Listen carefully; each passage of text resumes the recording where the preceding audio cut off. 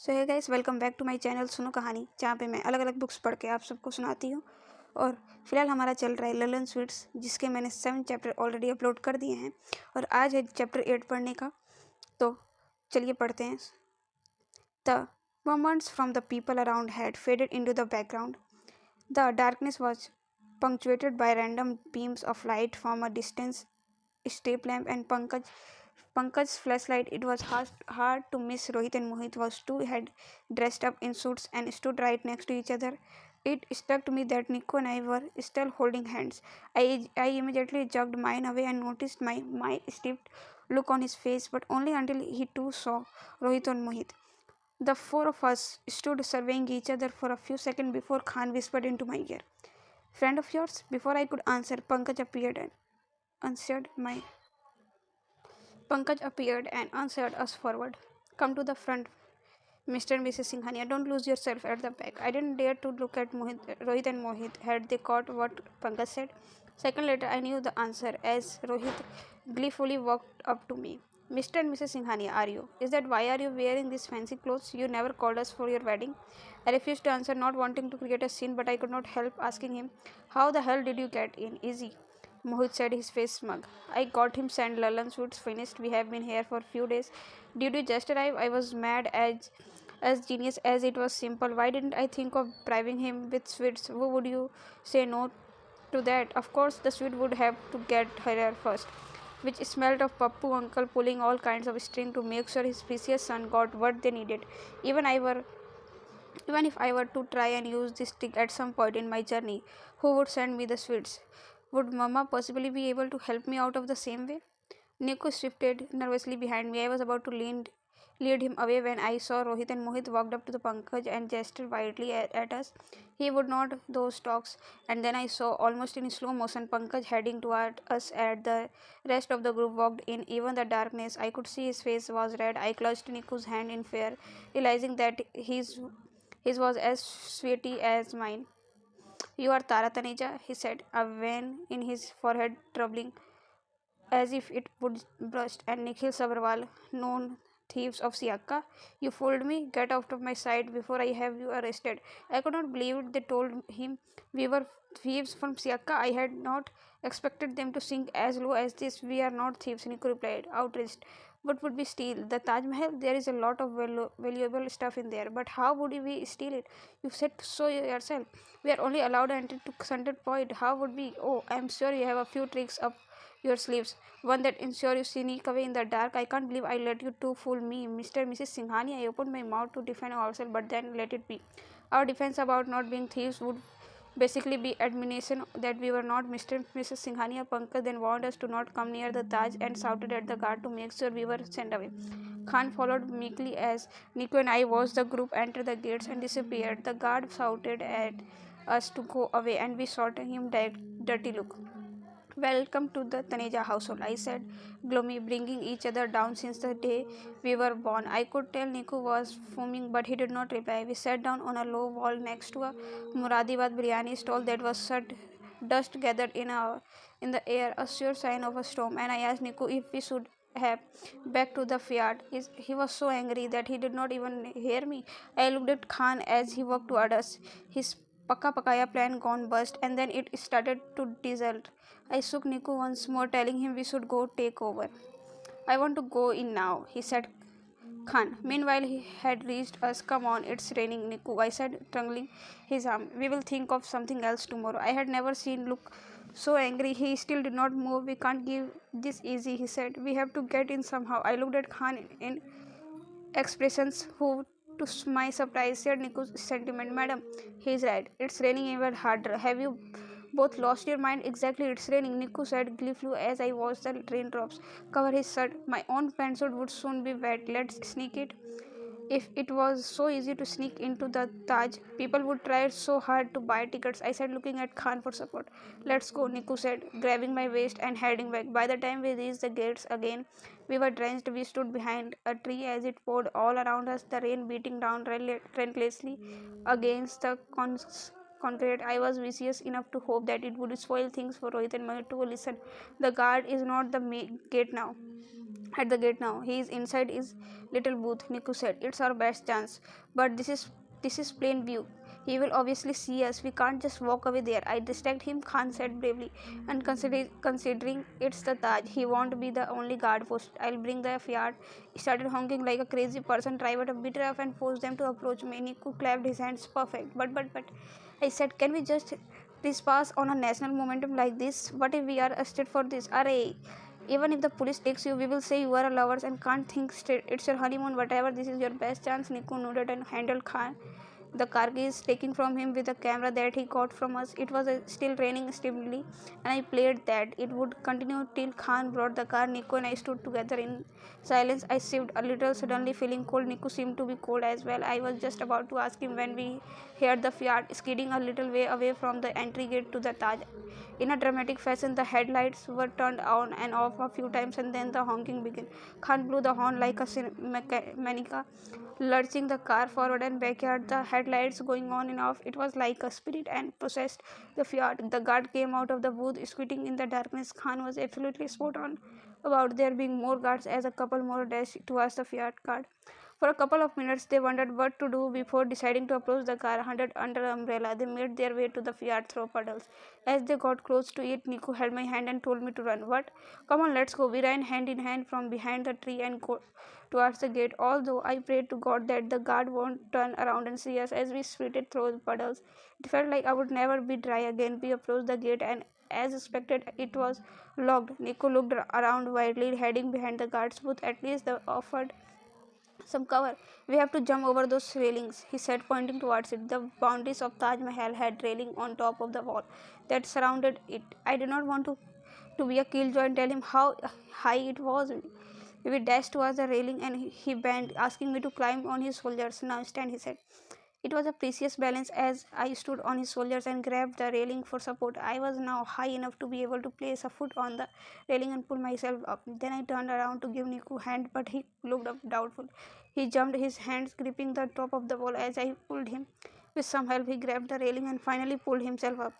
You do a lot of pull-ups, I asked him, and he merely laughed in response. I jumped and landed on the other side with just a few scratches. We had had enough practice in Siaka. Many of guava had been stolen that way, and we were none of the worse for it. A second later, Nico landed beside me with a third. Come on, let's hurry, he said. We ran across the ticket counter, which was shut, and the past another gate. The rain had slowed down, and running in the pantsuit was becoming difficult. We have to run faster. He will be coming back soon. From here until the last gate, it's clean view. I wanted to tell him that I was tired of running, but decided to save my energy. I could not help but wonder how many laws we had broken. This was one of the seven wonders of the world, not some rugged fort like the one in Siaka, the walls of which derelict. We went through the gardens, under the archways, and past another structure that did not look wide and definitely didn't look the Taj Mahal. This is one of those red bricks gates, maybe a mosque. I don't remember, Niku murmured. We reached the final archway and caught a glimpse of momentum in the moonlight and reached while Alaji had wanted to see it. It was easily the most beautiful thing I had ever seen, and at that point I had only seen it through a little doorway. We walked very quietly now, knowing that Pankaj groups, including Rohit and Mohit, could be close. From the other side of the arcade, we saw the moonlight bouncing off the white marble. Now that the clouds had shifted and the rain had reduced to the drizzle, Taj Mahal gleamed and seemed to reflect its own light. Even the fountain in front of the main dome seemed a sparkle. The trees blended in the darkness while the minarets stood out in contrast. The other structures on the other side of Taj Mahal cast black silhouettes. I wished Khan was here to tell us all about it. Both of us were so enamored by the sight that we fell silent, unaware of the other person until we turned to look at each other exactly the same time. Nico's shirt clung to him, exposing the top of his neck and highlighting his chin, which I had never realized was so angled. His trademark floppy ears stuck out as always as his eyes too appeared to be light up. He smiled and extended a hand to my face, catching my dripping water from my hair, and then turned to face the Taj Mahal again. I reached for his hand, and we stood there for a few minutes staring at admiration. I don't think we can go any further, he said. We don't really need to. Let's take a picture here first. I clicked the Taj Mahal in the best frame possibly for Khan's catalog. Then Nico clicked a picture of me standing in front of the main dome we shown to Lalaji. I think the Taj Mahal also warrants a picture with both of us in it, I said, and we tried to somehow angle the camera into a position away from us. We had no idea we were even in the picture, had been grinning at each other stupidly when we heard someone call out, "Hello, kaun hai wahan? Who is there?" A flash of light fell on us and we instinctively put our hands in front of our faces as soon as sense kicked in. I grabbed Niku's hand again, this time in a panic. We immediately ran back the way we had come, for that was the only way we knew. So forced had we been on trying to get inside that we had completely forgotten to plan how we would get out. The guards would surely be back in their positions now that the rain had stopped, and we had that wall to climb. We had some more shouts behind, but there was no time to look back. Our clothes seemed heavier now. The wall seemed higher, and the menacing shouts seemed to get closer and closer. We managed to jump over the wall again, but the landing was not as smooth at this time. I scrubbed my hands and lagged, but did not have the time to feel this thing sting. The guards will be there. Don't even look at them. Just keep running straight, Niku said. I nodded, limping again along. I shut my eyes and ears to everything except the path before us. We raced past the guards, who were definitely taken by surprise. By the time they reacted, we have already reached the street and we were looking for us the familiar Fiat. We barely registered what was happening anymore and continued to run as we heard people behind us. It was when my legs gave up that Fiat skidded to a halt in front of us and Khan threw the doors open. We got in.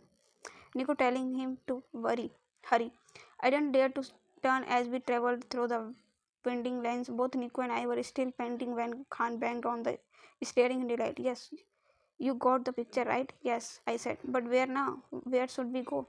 Once we were far enough, he stopped by the side of the road. Where do you have to go? He asked. I sucked and looked at Niku. We have to get these pictures developed, post them to Lalaji, and well, wait for his letter. Why? Khan asked blankly. It's a long story, Niku answered, but where do you think we can go park this yacht safely out of view and get these photos developed? Khan made a face. I want to be nowhere near this Fiat. Police are already looking for it. Thanks to my antics to help you to get inside, it will be known to harbor the criminals who broke into the Taj Mahal complex. This car needs to go away. It's so easy to spot too, especially in a small places like this. I had not thought about that, about the consequences. Now we were stuck with being runaways. We can't just chuck the car, Niku said impatiently, and we need a few days. I mean, the photos might take a couple of days, and then we actually need the picture to reach Lalaji and get reply. Khan was lost in thoughts. I have a suggestion. I would have asked you to stay in my house, but I live in a single room accommodation. You take the Fiat, drive up to my house in Bareilly, where my family is. They will be happy to let you stay with them. Meanwhile, I can get the photos developed for you, and for my birthday, you can give my Bareilly address to your Lalaji for reply. Lalaji, I said. Whatever. G. Niku and I stared at each other, considering Khan's suggestion. The dumbness inside the Fiat, thanks to us still being wet, was making me uncomfortable. Also, all of us were exhausted and hungry, and I would give up a lot to share a plate of samosa and be in a bed. What do you think? He mumbled. I think let's just do this. Bareilly is not too far. Khan can send us the picture there. I agreed. Khan said he would let his family know in the morning, but it would be better if we got out of Agra before dawn. I would I wrote down my home address for him and he promised to get the photographs delivered. We shook hands before saying goodbye. I got off the car to sit on the passenger seat as Nico took a wheel again. With the threat of going to jail not imminent for now, my wounds started to hurt. I pulled my pants up to my knees and screamed, "Oh no, did you hurt yourself, Nico?" I nodded. Nico stopped the car on the side and took out a bottle of water. Let at least wash the wounds, he said. I braced myself, sticking my legs out. It burned as he rained water over them. I could not help but laugh as a strong sense of deja vu took over. It's like a classic day of intense kho, I said. One of us ends up being hurt. Nico laughed too, flicking a few drops of water on my face with a chuckle. I think you should change your clothes, he said. These pants will keep sticking to the wounds, and we should tie a handkerchief over it. I looked around dubiously. How will I change here? What? Just do it at the back of the car. I won't look.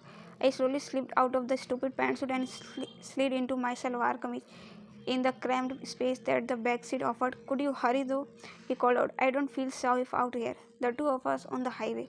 Almost done, I said. Niku changed after me. I stood in front of the car while Niku started the car again, whining about having to be out of the road at night. Minutes later, we stopped At a petrol pump, Nico refusing to step out of the car to check the meter. I will be not be cheated, I said in a half. Jumping out of the car despite his protest and stood watching the meter with my hands on my hips. Nico to come out angrily breathing me for being irresponsible in the middle of nowhere, looking around with a narrowed eyes. There were just a couple of other cars, which he looked at nervously. You don't have to worry about me. I'm used to taking care of myself. He shook his head. I know I'm worried about myself. Can we go in now? Come. I think you need some music to cheer you up. I said, turning the radio on. Let's see what we have here. Shall we? I turned in only to find that the only song on was Jadoo Teri Najar, which did not much to ease the tension in the car. Is your leg fine now? He asked me, his eyes on the lookout for signboards that would point us towards Bareilly. Yes, I think so, I said, looking down to examine it. I could do with some food though. Yes, me too. We can stop at some dhaba, not for too long, mind you. You. We will make it quick. Was there something different about Niku since our Taj Mahal moment? A kind. I don't know how else to describe it. Tenderness that was missing, or was he just shedding his stupid stiffness and warming up to me. Even when we were little, he had taken really long to be friends.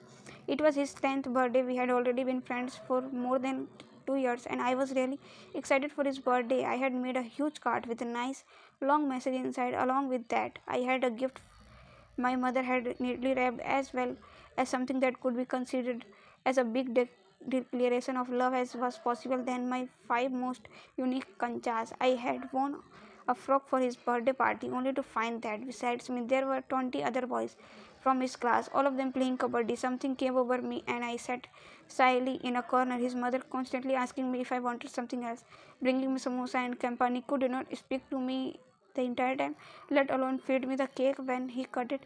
It was the most hurtful thing he had ever done.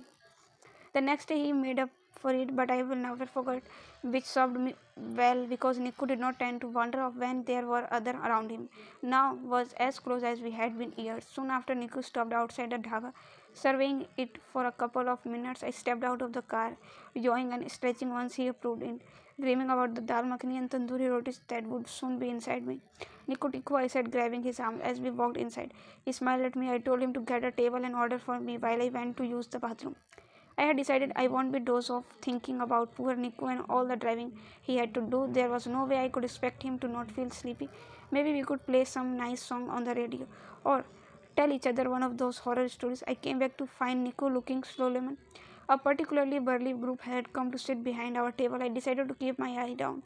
I may be the fisty ultimate mathematics tuition teacher bullying all the kids, but I was not stupid. Our dal and roti was arrived. Almost immediately as we ate, we were privy to the conversation of the group, which was punctuated by their raucous laughter. Oi, dal is not good today, one of them said to the waiter. A little boy who looked to the 15 and innocently replied, It's the same as every day. Oi, tu zyada mat bol. Stop talking now and get some green chili. The boy screamed off. The man who had chased him looked at us and gave us a sly grin. Hello, he said. Niku looked away pointedly. The rest of his gang, meanwhile, was laughing at something. Though we tried our best to ignore them, their raucous chuckling refused to die down. So, what are we doing when we get there? Should we straight go to Khan's house? I asked Niku. Niku didn't seem to have heard me. What? Yes, no, actually, perhaps we can wait. Go in a decent hour. Yes, that makes sense, I said loudly, trying to drown out of the noise from the group, but was unsuccessful. The last batch was difficult, but we managed to go it ready, another one from the group said, and they thumped the table loudly. It is difficult sometimes, the oldest among them said. But we have to get the job done anyhow. Bareilly is not Bareilly without this, is it? But remember, not a word out. The police have been especially careful these days. We need to teach them a lesson again so that they don't interfere in our work. Okay, I'm done, Niku said, suddenly pushing his plate away. You? I think we can get the rest packed if you are not, or better still, we will stop again later. Yes, let's go. All of them stared at us. We got up. I gave up my unfinished dal and roti one last glance. You should not travel on empty stomach, one of them suggested. I am good, thanks, Niku replied without looking at him, putting down 30 rupees on the table and turning to me. I don't want the change. Come on, let's go. Our friends are waiting. I followed him without looking back and heard the group burst into peals of laughter again. Niku shut my door behind me and crossed over to the driver's seat. Just as he started the car, there was a loud rap on my window, making me jump. Niku reached over and locked my door and put the car in the first gear. One of the men stood outside, holding something in his hands. After a few seconds of deliberation, I rolled the window down just an inch. You left something here, holding my dupatta. Oh, I said, looking at Niku and then reluctantly rolling the window down to take the dupatta. Take care of on the road, he said and gave a broad smile. His teeth were yellow below a big bristly moustache. I noticed that he was very fair and had sharp eyes. The look in his eyes was unforgettable. He knew he had scared us. As I rolled the window up again, I memorized his face, which was just as well because it was not long before I saw it again. So guys, यहाँ पे हमारा chapter 8 भी ख़त्म होता है. तो मिलते हैं नेक्स्ट वीडियो में. Thanks for watching and do comment your favourite books. Don't forget. Good bye.